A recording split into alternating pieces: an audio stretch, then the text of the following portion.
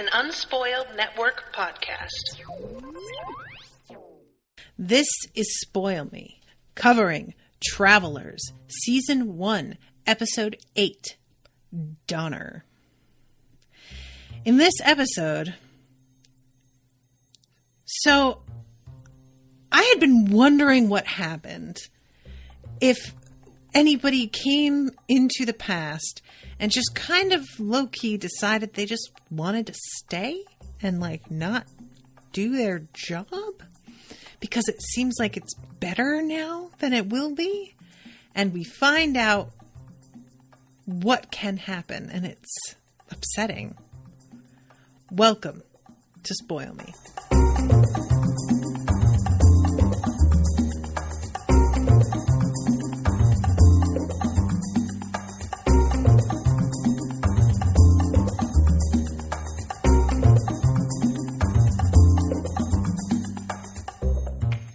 Welcome to the show, everybody. I am Natasha. Thank you very, very much to Nikki for commissioning this episode. I am really pleased. At first, Travelers didn't seem like it was going to be that popular, and I was a little disappointed because I had really enjoyed the first couple episodes, and people weren't really commissioning them, and I was like, oh no, is this one just going to kind of die off? But it's been commissioned pretty steadily, and I'm glad to see that because I find the whole premise of this show fascinating, and I feel like there is so much that is still, there is so much potential still to explore with exactly what happens here. So there's another episode on the 22nd, and then there's another episode on the 28th. After that, none. So if any of you are still wanting to follow along, you may want to either commission one or get other people to do it and lobby for it a little bit in the groups. But yeah, this episode is dealing with an issue that it's not exactly what I was thinking. And because my thought of coming into the past and just deciding to stay is not what it seems this man's original intention was. But it then kind of becomes the intention once things begin to go left. And it just goes to show that for some folks, if things don't go according to plan, it doesn't take a lot to shove certain people off the moral course. They will easily be able to justify doing shitty things if it seems that they have been put in a hard place. And I say people, but I am certain that I could also fall into this category depending on what it was I was being forced to deal with. So who knows?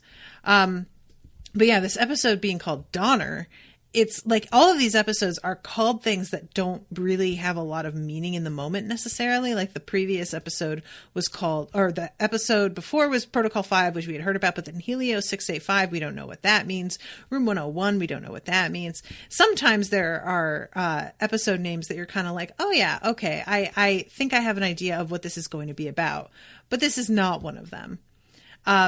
So they start off this episode with Philip and Trevor and McLaren all on their computers talking to cam girls. And it's such a weird situation because it's really clear they don't have, they have no intention of actually having these girls perform at all. And it took me a little bit longer than it probably should have to realize that they were all about to be taken over by a traveler. But the thing is that I had always assumed cam girls were working from home. I had no idea that there were basically locations that you could go into for work, like studios. I thought these were individual people with their own computers in their own bedrooms doing this kind of work from their bedroom. So the fact that there is one location that all of these women are in at the same time, which would lead to all of them dying at the same time, never occurred to me. I just didn't see how that was a thing. And I still don't know if that's really a standard thing or not. But I guess I can understand wanting to keep it separate from your personal, if you've got people who are lunatics, like the dude who was about to blow it up, who can maybe get in and track an IP address and figure out where you live. Working out of a studio is probably just a smart move, keeping a barrier between you and that person. So anyway, yeah, all of these girls are, it's funny because Philip is talking with one about like the lack of intimacy that comes from internet relationships. There is a McLaren who is just talking to this one girl and then gets distracted and called out of the room. And then there's Trevor who asks, the one girl is like, so what do you want to do? And he says, I want you to tell me about the time in your life when you were happiest. And she gives him this look. And later on, when we hook back up with her, she's mid-sentence talking about how she never thought she would see this one girl again, but she was so relieved to find out that the girl was going to be okay. We don't know who this is. I mean, she's holding a necklace, like a pendant, as she's talking about it. So it sort of feels like maybe it's a best friend, maybe significant other, who knows.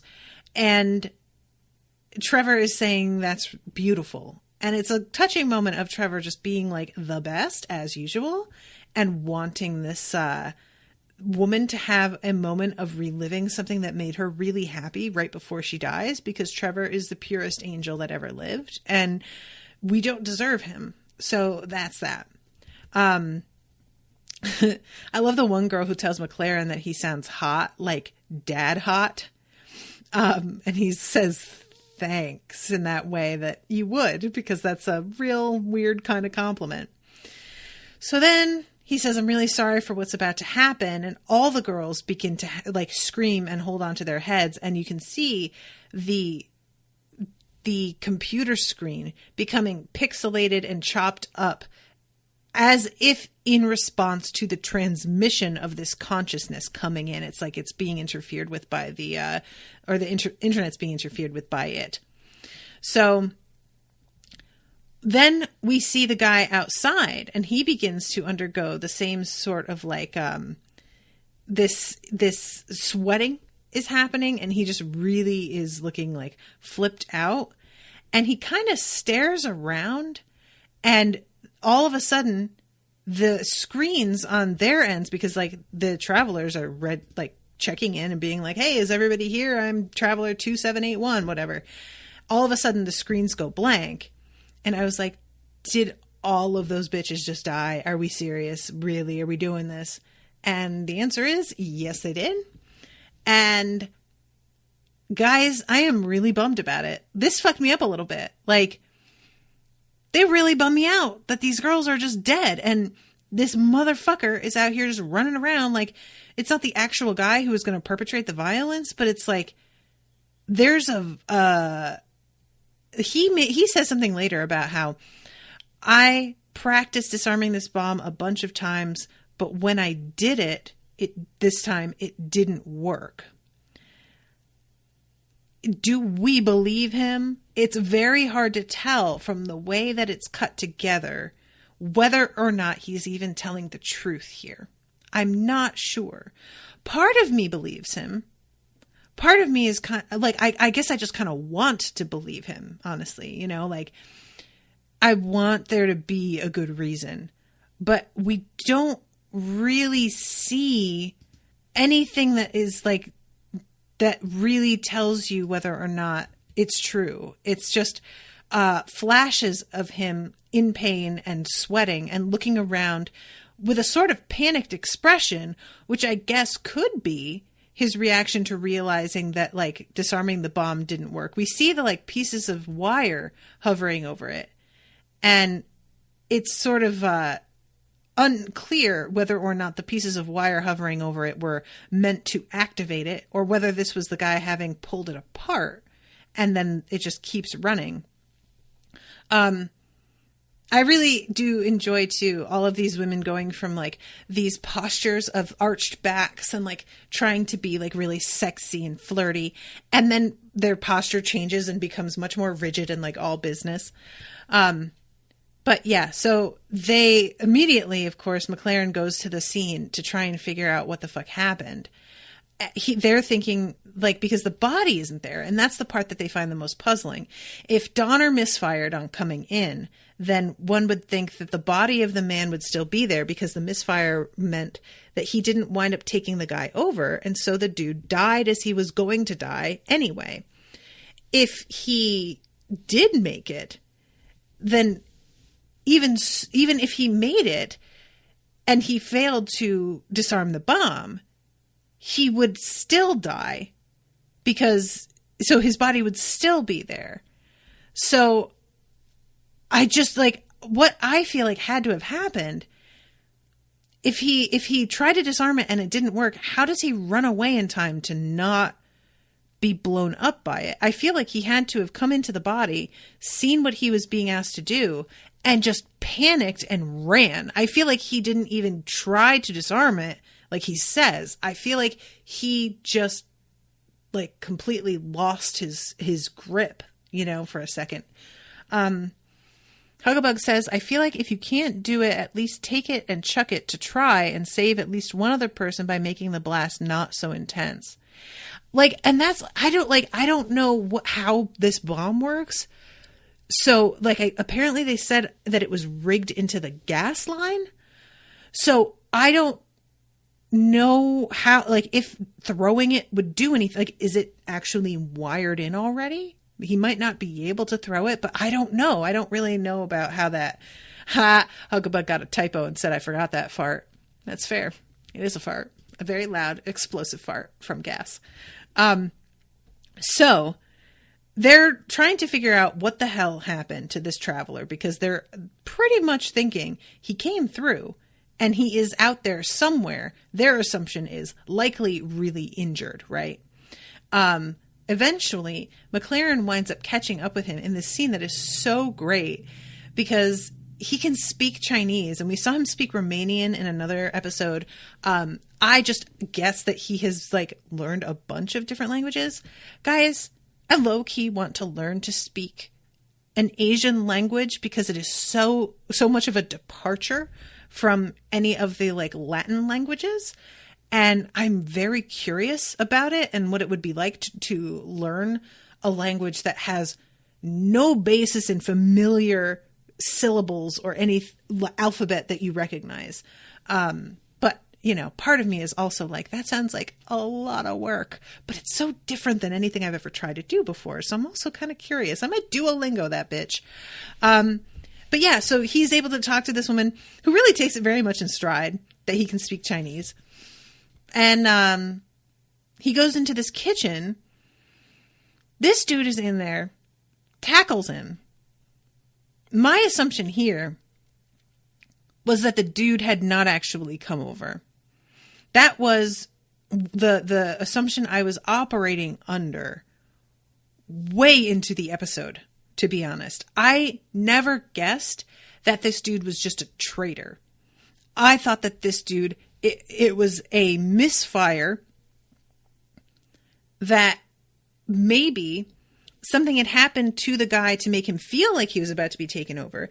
And that had caused him to run before he finished setting the bomb up, or before, and he had inadvertently saved himself, and that this guy had no idea what McLaren was talking about. And so this scene where he's explaining to him, I'm traveler such and such, that this is basically McLaren's talking gibberish to a dude who has no fucking idea what he's saying. Finding out that this dude was a traveler and was simply unwilling to listen to or work with McLaren bums me the fuck out. I swear, guys, that I don't know why that upsets me so much. I think it's because I gave the guy such a benefit of the doubt and really just was assuming something with such conviction. I got so fooled that I'm taking it personally, So anyway, he winds up, the dude beats the hell out of McLaren, gets away, but then he winds up getting gripped up by McLaren's partner, who I really want to give credit to. This dude, he is not here to play. He is not here to judge any of these victims for what they did for a living. He is disgusted at the fact that the investigation is apparently not a priority because these women were sex workers. And he is perfectly aware that's why. And he fucking is unwilling to accept that. This should be standard, but it is so unusual. And I just appreciate him so much. I love this nuance being added to his character. It makes me more invested in him as a person and as an agent. Just overall, this made me really, really happy. Really happy, you know? Like, it's interesting too, because there's a thing in this episode with Carly. And she is... It's hard to... Her ex-boyfriend, baby daddy, is like accusing her because she has suddenly got all of this like cash. Ha! Hugabug, you got her name right. I finally fucking did.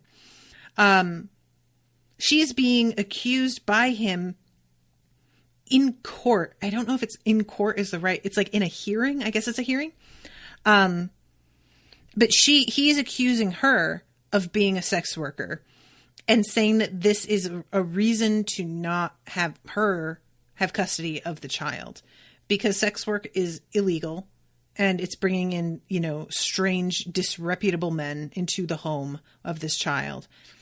It's one of those things that, like, this kind of stuff drives me bonkers when people try and argue against the legalization of sex work because, like, yeah, those things would not be an issue if this were legalized and people weren't having to do this shit in secret. You could regulate it and make it safer.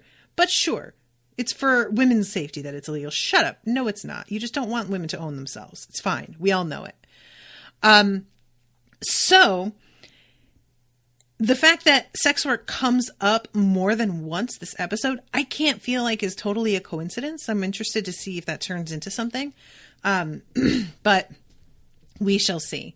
So we cut, like, in the beginning of the episode back to Trevor. Poor Trevor is not faking being a stupid student the way that he needs to be. He is supposed to be a jock who, I don't even want to say is necessarily dumb, but who has certainly never had to be smart. He has never had to try and make an effort before.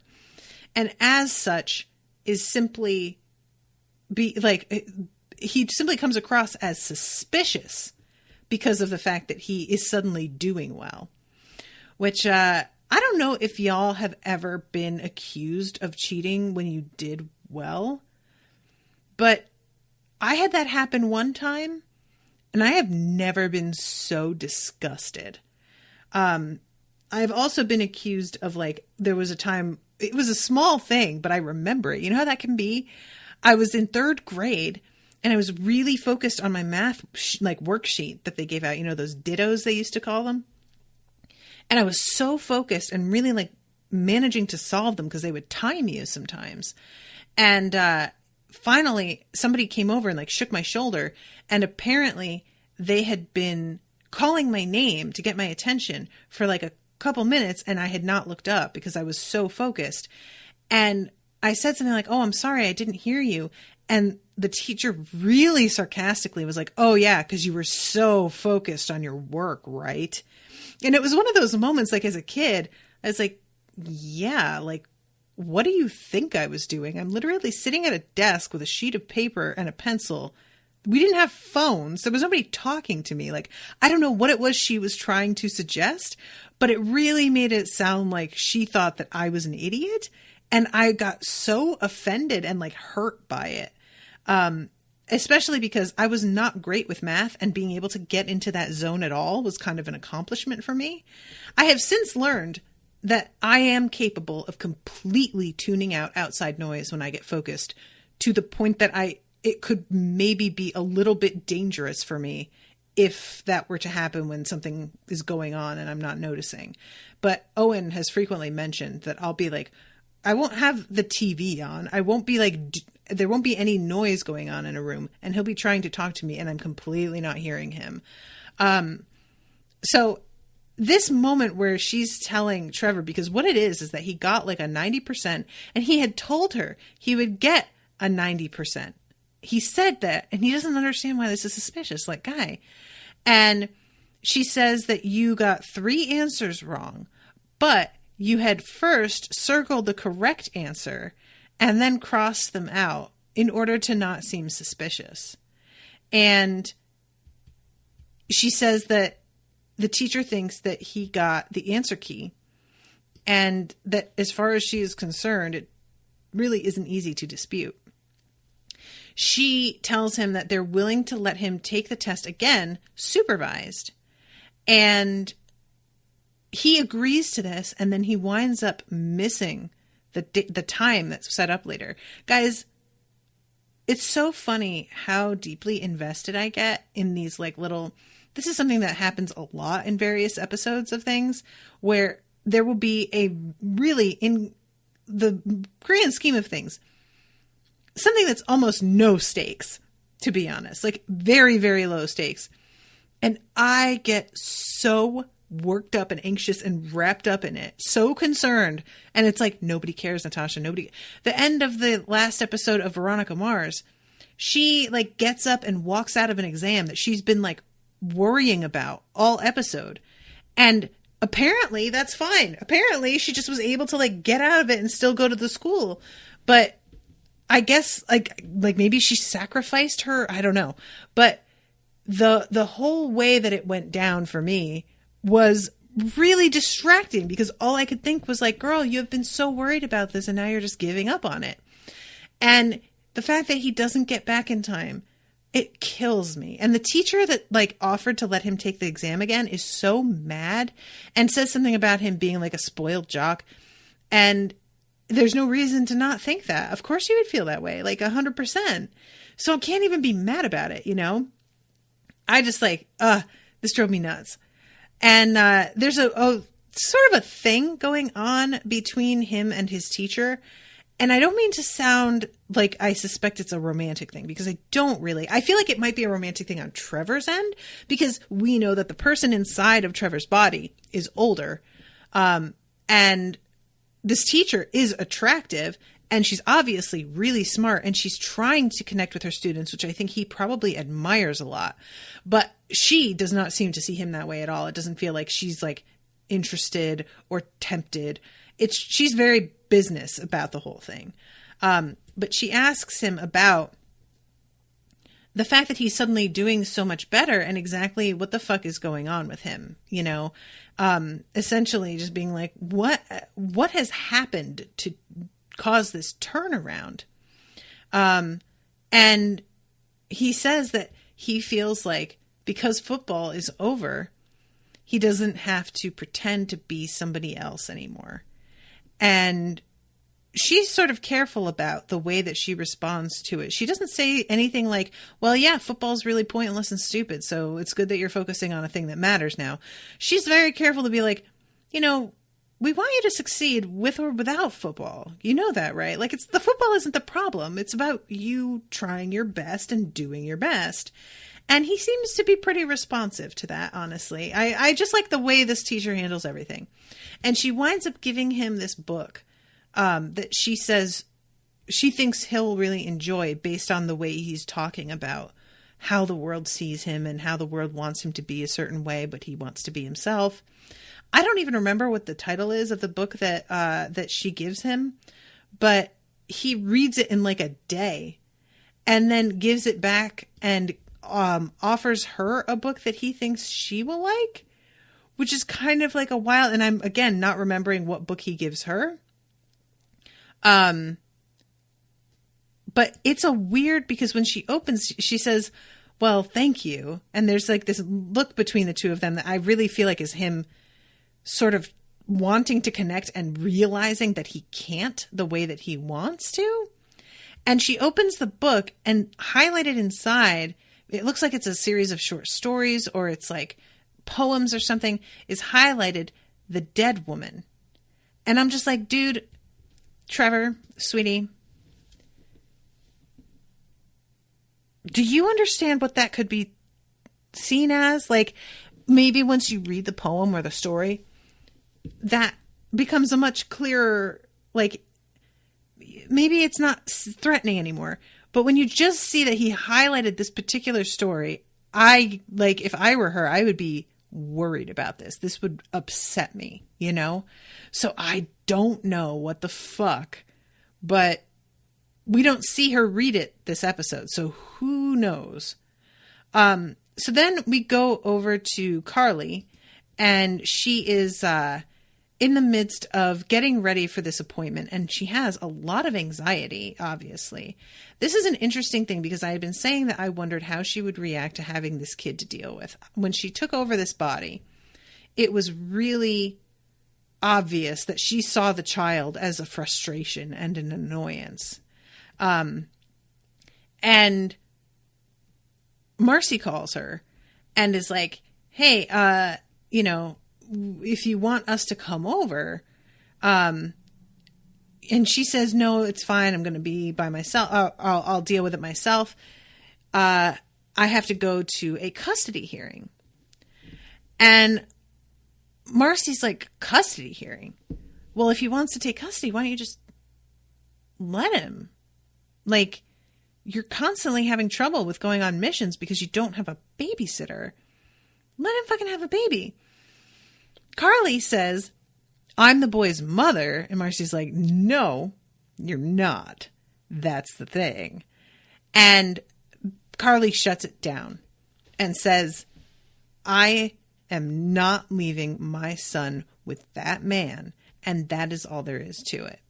Which, I admire. I like the fact that she is this, like, aware of how harmful that dude would probably be to a baby, how badly he would take care of it. Honestly, he'd probably hand the fucking kid over to his mom or something and then just never be around. He claims he wants custody purely to hurt Carly, not because he gives a shit about the kid, And there are so many people out there like this. So it's an interesting twist because I just didn't think that she would really care. Having her care simultaneously makes things more interesting because it adds a complication. It also is a little uncomfortable because of the fact that there's a thing with, like, people always assuming that, like, even if women deny wanting kids, that they still have a maternal instinct that they're sort of denying to themselves. But because they've added the element of the father being abusive, I think they have managed to sidestep the worst of that. It's just something that I particularly like. I'm one of those people that I'm like, I don't want kids. That doesn't mean that I would be like a bad mom or an incompetent mom. I just do not want to take that on. I'm not interested in finding out. And this woman who, like, has been painted as a very tough, sort of like lean, mean person, suddenly becoming very protective. Part of me likes it. Part of me is a little suspicious of it, but I'm not even, like, ready to be mad about it or pass judgment on it yet. At this point, I'm still kind of like, all right, I guess we'll see. Who knows?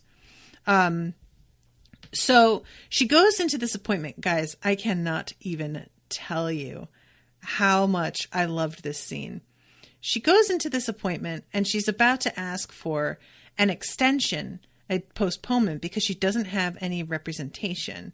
And all of a sudden, fucking Philip comes in with his ponytail and his suit and his glasses on, and he is just on top of it. And I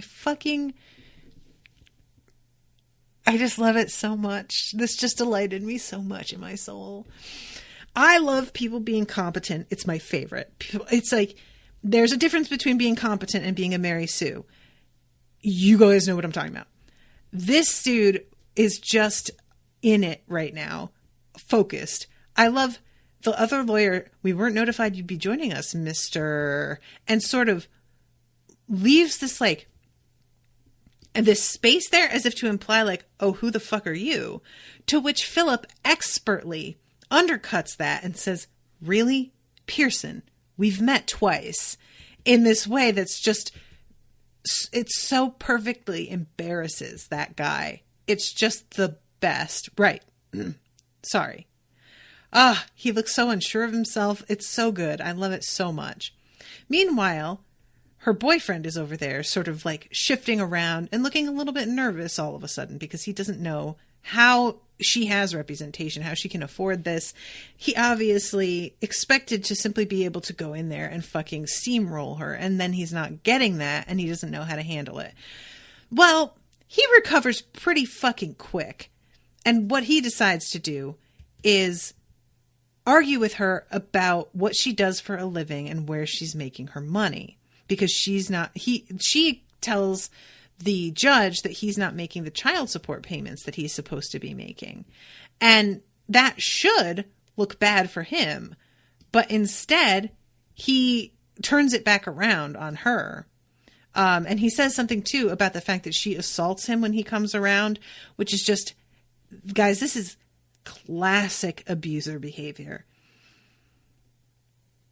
I just want to say, right out of the gate, and I know I'm preaching to the choir here because if you're listening to Unspoiled, you probably have this mindset already. If somebody tells you that a person in their life is abusive or has abused them, fucking listen to them. Guys, it's not really going to cost you anything. That's the thing, is there's this like weird ego thing that gets tied up in it with a lot of people where they're like, well, I don't want to be fooled into thinking the worst of someone. Honestly, what do you have to lose personally when it comes to believing this person? Unless this is somebody that is like a part of your immediate family or a husband or something, I don't really see the payoff of believing your friend as being a problem. And even if it is somebody who's close to you, that is all the more reason to believe that maybe because you are close to this person, that they would work the hardest to fool somebody like you who is close to them in order to be able to continue to perpetuate abusive behavior. Abusers know precisely how to manipulate the people around them into thinking that they are a decent human being. It's this turning around and making it that she assaulted me. This is 1,000% what happens. It's so textbook that it's infuriating. People still don't understand what's happening when it's happening in front of them. Like, it's just so documented that this is how abusers work. It's really, really frustrating. Yeah. She says, start paying child support. And he says, every time I come by to talk to you about it, you assault me. And she's just like, are you kidding me? And starts to get really angry. And he says something, about, are you a hoe now? And she pops and stands up and says something about how he has no idea what she's capable of. You haven't seen rage yet. I mean, she really lets him kind of play her. And it's hard to watch because as a viewer, you know what it is he's doing. Because he's a manipulator. That's how they work. And he's over here taking a sip of his water, smug and smirking, because after she explodes, he knows he kind of won. And it's not until she sees him smirk that she kind of gets a hold of herself and pulls out. But it's too late. Like, the damage is already done. So then this woman winds up coming to her house later in order to figure out what's going on with the custody thing. And Carly has a bruise on her arm. Now, we know that this guy is actually abusive. We know that this guy was, if things had gone without a traveler intervening, gonna kill her. That was what was going to happen. But the bruise on her arm, I'm not sure if that is from him or if that is from one of her missions, because she's been in a bunch of fights since then. And she's just making sure that this woman sees it so that she knows. Either way, good on Carly, because she doesn't say he hits me. She just says he's not a good man and lets the woman see. And then is like, and he is a cop, which means that I can't do anything about it. Again, this is textbook. 40% of cops beat their wives. 40%, I should say, of reported cases of domestic violence, but we don't know how many are not reported. So 40% of cops that we know of beat their wives. And there is a real push out there for gun control that involves, because there is a clear link in data between domestic violence perpetrators and those who go out and commit mass killings or murders. And there are people who want to create a screening process that keeps people who have been arrested or accused of domestic violence from being able to access a firearm. But it has been pointed out that this would really get in the way of a lot of cops who are supposed to carry a weapon. 40% of cops would be ineligible to carry a weapon. That's a real hiccup, isn't it? And yeah, it really points to a huge issue with rage and compulsion, impulse control, which you wouldn't want somebody like that carrying a weapon out into the populace and feeling basically invulnerable to the criticism of however they decided to use that weapon. But here we are. So this woman tells Carly, she comes back a little bit later after this moment of Carly being like, he doesn't care about having his son in his custody. He doesn't care about his son's safety. He's angry I won't be with him, and he is using our son as a bargaining chip and leverage to punish me. And this woman, you can see, she been seeing cases like this. She knows exactly what the fuck Carly is talking about right here. And she says, I'm going to work with you on this, but we do need to build your case. And he made the accusation about the sex work. Whether it's true or not, I honestly don't give a shit. You did what you needed to do. But you are going to have to get a job because you have to have a reason for having the money you have. There's got to be something documented that you can point to and say, see, I'm doing this. And I think that's incredibly smart. I think that, if it weren't for the traveler thing, this would be she would be really lucky to have this person on her side. She is really lucky anyway, because she genuinely wants to keep the custody of this kid and apparently doesn't understand how to handle the situation. But it is really nice to see somebody who works in social services like this, really giving a shit, So that's pretty much where things end with Carly's storyline, is that she is going to have to get a job, which is also going to get in the way of her, doing these missions, unless they're able to falsify a job for her and make it seem like she has one, even though she, is still just out here going on these missions. So, okay, let's go back to David and Marcy.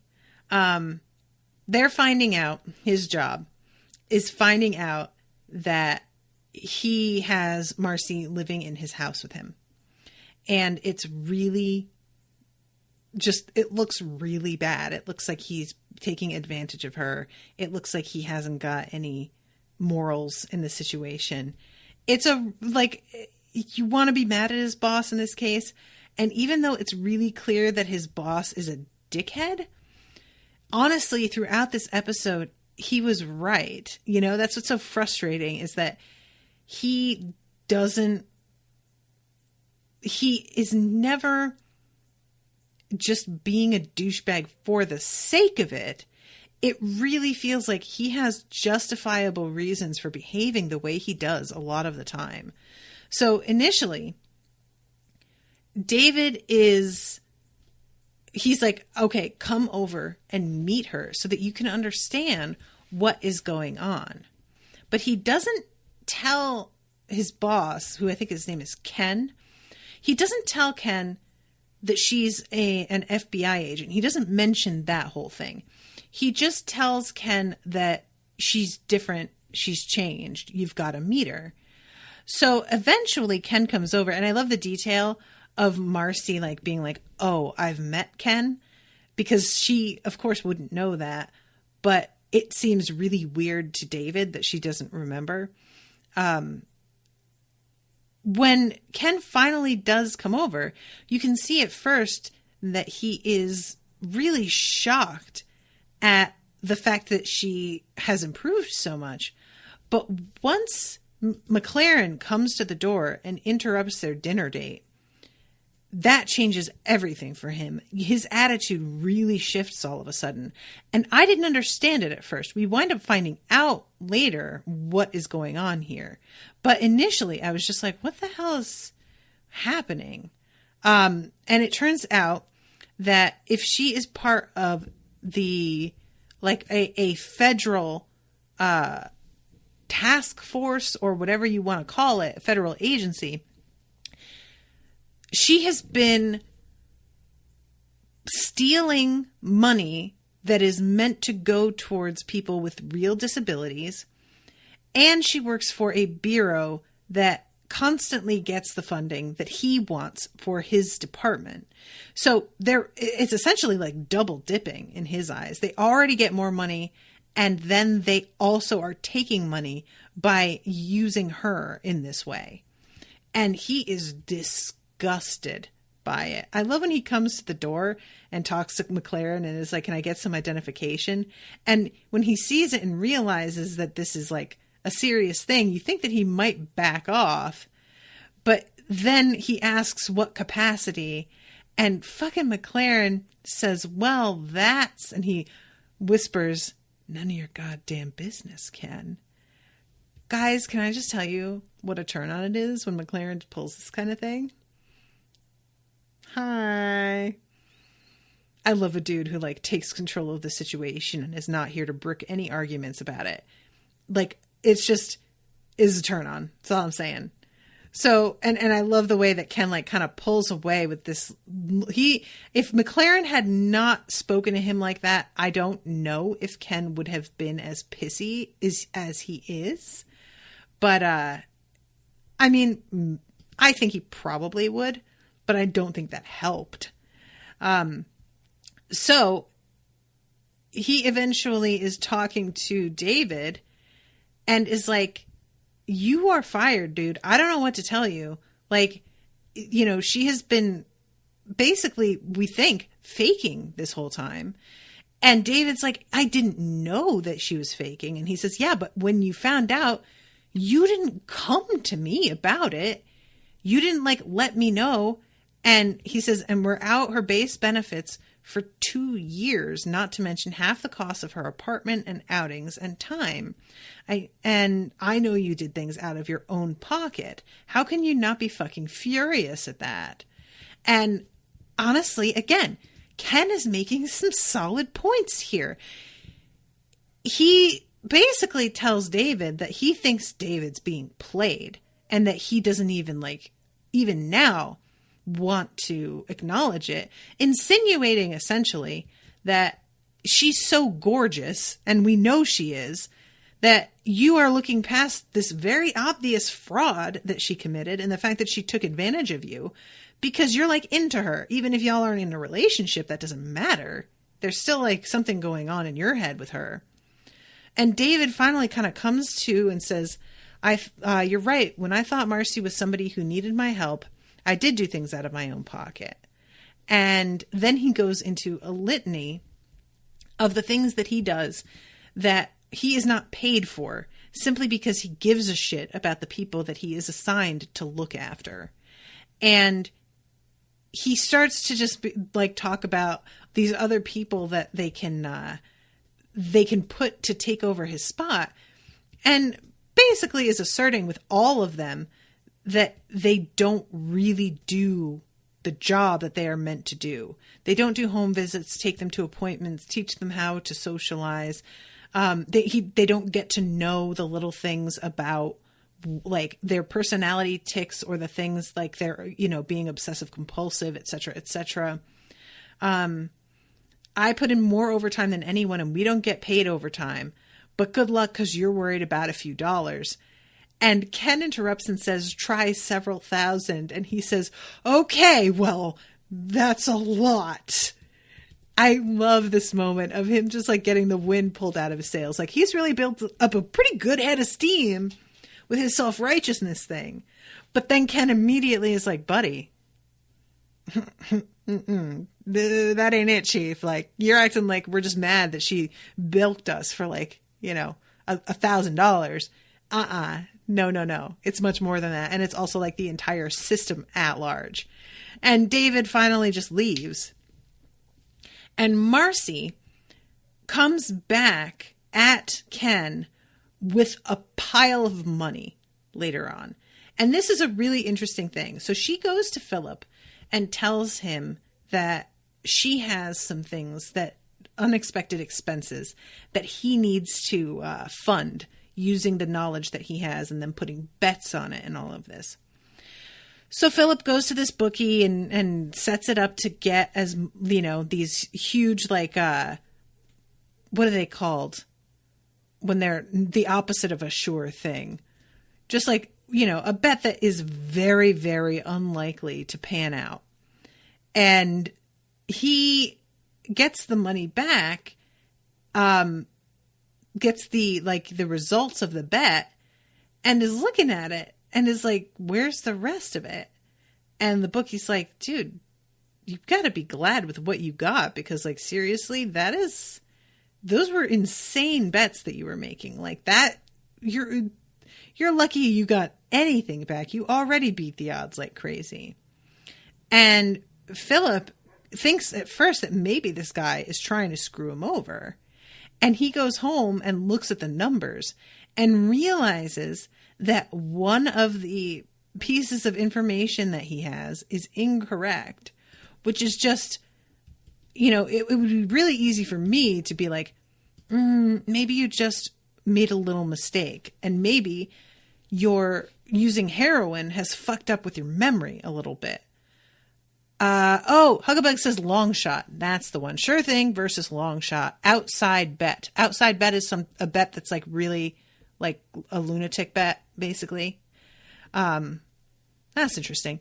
So when you say 1-to-1 odds, that means you're only going to get $1 if you bet $1. But if you say 100-to-1 odds, it means you'll get $100 if you bet $1, right? So the outside bet would result in 100-to-1 odds or something like that, I think.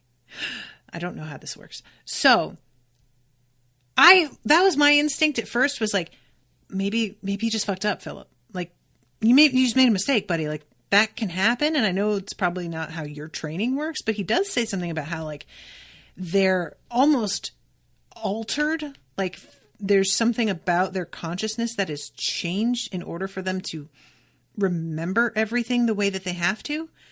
And I really want to know if drug use affects that at all. But it seems like what Philip thinks is happening is that there are tiny little shifts happening in the timeline itself, that things are not going the way that they like. We're already beginning to see a few little changes. So that's nerve-wracking. Don't love that. So she goes and she gives Kenny this money. It's such a good scene, you guys, because like I said, I'm not mad at Kenny. He seems like a dickhead, but he also seems like he has to deal with a lot of shit. And essentially in all these cases, he has been right so far. He's an asshole, but he's correct. She hands him the money and is like, this should cover everything. And you know, David needs to maintain his position here. He's doing a bit of work for us. And he says, that's blackmail. And she says, I could take the money back if you prefer and give it to your replacement. But David seems to like you. And I like that. I like that she does just that one sentence keeps it from being David's your enemy and I'm going to throw in with David so that he keeps his job, but you hate him. And instead, I'm going to make it like you only get to stay because David likes you. So be fucking nice to David. Beautiful. Marcy, excellent job. I love you. Yeah, so tell David he can come back to work on Monday. Bye, Ken. And she walks out and leaves him with this envelope full of cash and him looking shook AF. I really want to know exactly what he does with this money, because I don't know how you like infuse the budget with money that was stolen over the course of years with a sudden inflow of cash. You have to launder money back into the system, which is so hilarious, the opposite of what you usually do. But, you know, we'll see. So, okay, we will go back now to what the fuck is going on with Donner. So Donner, he has this like moment alone with McLaren. First of all, I should mention that he bashes McLaren right in the spot where his comm would be, behind his ear. So it's unclear whether he did it on purpose in that spot. I kind of feel like he did, now that we know that he was a traveler, but it could be an accident. And that kind of fucks things up for McLaren for a little bit. And he and McLaren have this like face to face where McLaren's trying to be like, dude, why don't you just like tell me what the fuck is going on? You know, we could work with you and get you out of this, but you need to be on the same page with me and work with me on this. And, you know, he just plays dumb and acts like he doesn't know. You're not alone. There are other travelers. And he gets this look and he says, what the hell is a traveler? And that, like, I had been thinking the whole time that he wasn't a traveler. And for me, this like cemented it. Of course, he's just that there was a glitch and he didn't come over. But McLaren sort of sits back and gives him this look. And I noticed as I was watching the episode, McLaren doesn't look like, oh, fuck, I screwed up. He sits back and looks at him with this expression of disappointment. And I didn't get it. I was like, why? Like, I understand being disappointed that there was a glitch and the guy didn't come over, but he was looking at the guy, like the dude specifically had disappointed him, not like he was disappointed in the situation. So I was like, that's weird. Like McLaren, he's not the guy. Like, what are you keep pushing this? Like he's going to suddenly, he doesn't know what you're talking about. And it turns out McLaren is just smarter than me. He just fucking knows that this dude is like making a play here. And he has to indulge him and play along. So we see this interview that he has with McLaren's partner. I'm forgetting his partner's name. But yeah, he tells this dude, like, you know, I have knowledge of an organization in the United States that has infiltrated, or no, he's talking to his partner first, and then he gets like handed off to somebody else. That's right. And that's who he tells, like, he wants to make a deal. And he says, I want the charges dropped and go into witness protection, new identity, everything. And it's really like, this dude, if he weren't a traveler, I should have, like, this should have been my first warning that he wasn't who I thought, because he wouldn't ask for witness protection and he wouldn't ask for the charges to be dropped. I think he would know better. But this dude is trying to make a play for like a whole new life to just get out of here. And I should have realized. But yeah, he decides that he's going to give them information. I've gained knowledge of a secret organization that's infiltrated our society. And honestly, this guy takes him more seriously than I really would expect. It works out. And I think part of it works out because this guy is a traveler himself, I think. I don't remember if he's in the scene later, but I think that this is a big honeypot, right? That they're giving him the chance to like fuck himself over and he's taking it. Because really, if any other cop was like talking to a guy who was allegedly about to blow up a building due to like the wrath of God and the sins and everything, he would be seen as a lunatic, and any sort of conspiracy theory that he came up with would be discounted out of hand. But this dude, when he says a secret society, the guy he's being interviewed by sort of stops and looks at him and sits back and is like, oh, really? How do you know all this? And like lets him continue to talk himself into a corner. So eventually he gets taken to a conference room where he is interviewed in front of everybody. And he thinks that, like, you know, obviously the people who are here watching this whole thing are all regular people, and that he's going to be outing McLaren in front of a bunch of normies because he doesn't realize that this whole thing is a fucking setup. Yeah, it is. That guy is a traveler because he's sitting next to him. That's right. Okay, so he starts talking about the organization. He's being filmed, and he doesn't like, he's asking whether or not this is being streamed. And we find out later that part of the process of executing somebody, like putting them on trial, is a vote, and people watch. They're all acting as jury, and they all submit a vote from afar, and he is on camera being viewed by all of them. So he tells them that McLaren is one, aren't you? And McLaren finally says yes. And there's this moment that's pretty like, I really liked McLaren's response to this, because he's explaining like McLaren is one, you see, McLaren's like, I really wish that you hadn't said that. There's this sort of slow sadness to it. And he says his traveler number and says, I'm not alone, and stands up, and every single other person in the room also stands up. And he realizes that he done fucked up. It's honestly extremely satisfying, because this guy is shook. He was not ready. And I don't know, like, again, I really want to know if he's telling the truth about the bomb thing or not. But yeah, they all have to submit their votes, and he is going to be executed dependent on the vote, and they all choose to execute him by overwrite, immediate overwrite.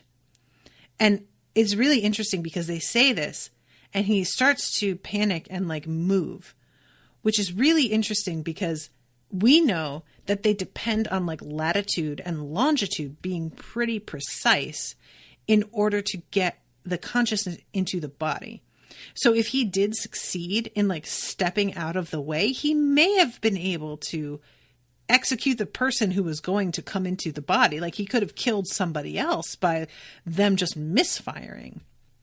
But the two security guys immediately like hold him down, and they attach him with zip lines to the chair, and everybody has to watch him be overwritten in real time. And it's pretty fucked up, honestly, you know? And once the dude who actually succeeds in coming through gets there, he tells McLaren that he would rather be in the past in prison than back where he came from. He like stands in a beam of sunlight and sort of like absorbs it with this like, you know, it's somebody who has not seen the sun in a long ass time, or maybe ever. And when he says that to McLaren, McLaren is clearly a little bit fucked up over it and is like, I thought things were better. I thought they would have improved a little bit. That what we were doing here, our work, was like having some sort of effect. And he's like, from what I can see, it's just gotten worse. And then immediately is like, oh, fuck, I shouldn't even have said anything. Like, that's like against the protocols. But you can see that McLaren is like upset to hear that. And then this dude, we follow him inside the prison, and he's roomed with another traveler. And he says, so you're one of the director's abandoned orphans. And guy replies, I'm traveler such and such, and you're breaking protocol too. And I trust in the grand plan. And this dude says, give it some time, then we'll talk. So I'm extremely curious about this, because that really implies to me there are some people that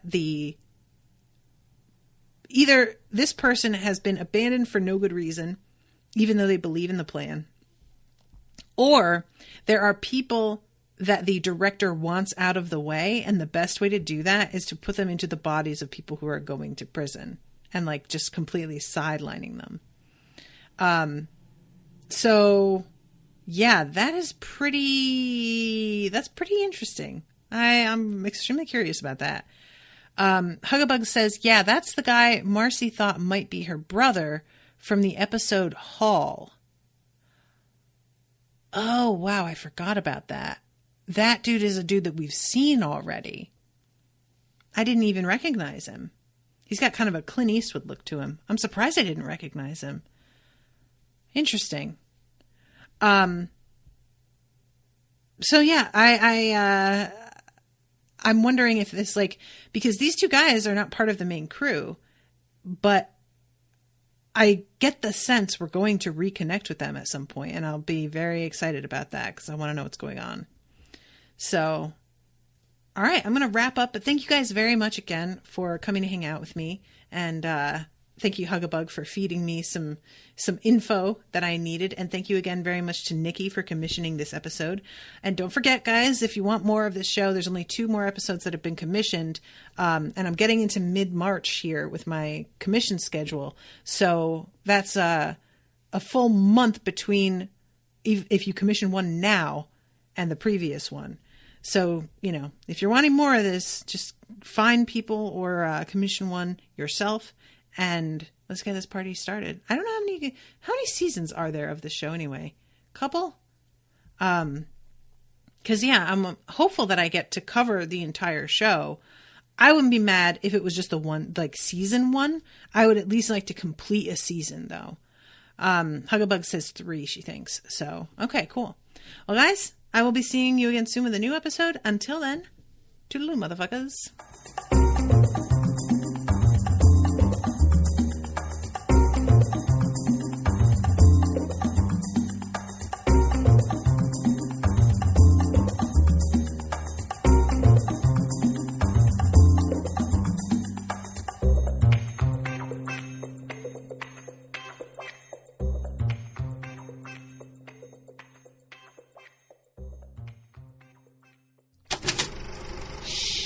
That was an Unspoiled Network podcast.